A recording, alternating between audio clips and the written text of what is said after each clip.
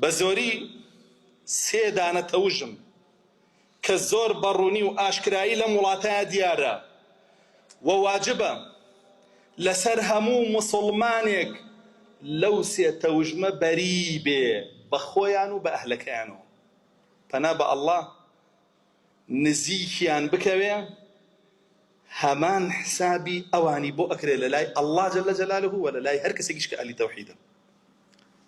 تەوژمی یەکەمیان بریتیە لە تەوژمی ئەوانەی کە غەیری ئەڵڵا ئەپەرستن. ئیتر قەبرە، شەخصە، شێخە، دارە، بەردە، پاڕۆیە، هەرچیەک هەیە. هەوا و ئارەزووی خۆیەتی، هەوا و ئارەزووی خەڵکیە، هەرچیەک هەیە. تۆ لەمانە بەری نەبی، بە کافریان نەزانی، حسابی ئەوانە بۆ کرێ.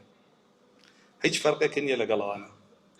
چونکە تەواوی سەحابە ئەگەر یەکێکیان بدیایە پەرستنێک بەحاڵ بۆ غەیری ئەڵڵا ئەکا، حسابی موشریکیان بۆ کرد.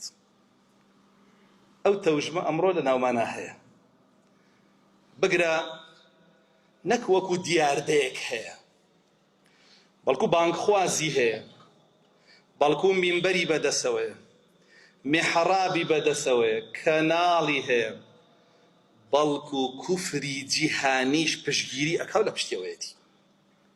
خۆتان بڕۆن تەقریرەکەی دەستگای ڕاندی ئەمریکی بخوێننەوە کە گەورەترین دەستگای ئیستیخباراتی هەموو جیهانە، ئەمانەی ناوناوە موسڵمانە کەلتوریەکان ئەبێ پشتگیریان بکەین.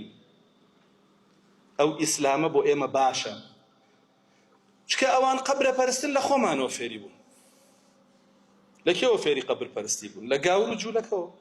رسول الله صلى الله عليه وسلم فرمي لعنتي الله لا يهود ونصارى بو ما لسر مرقا وافر به اتخذوا قبور أنبيائهم لروايات ترى وصلحائهم مساجد.